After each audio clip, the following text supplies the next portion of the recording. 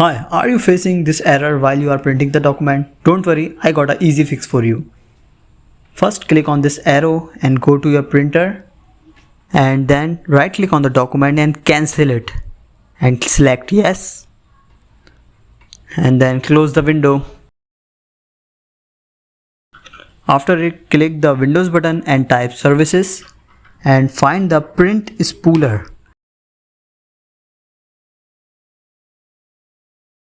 Right click on it and click on properties. Now set the startup type to automatic and click OK. Now restart this service.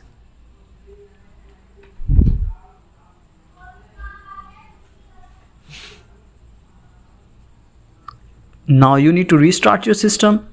After it's restarted, right click on the Windows button and go to the device manager.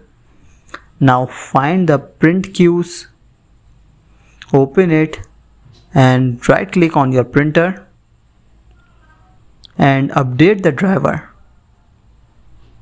Select the automatic method and once your driver is updated, your error will be fixed. Thank you so much for watching the video.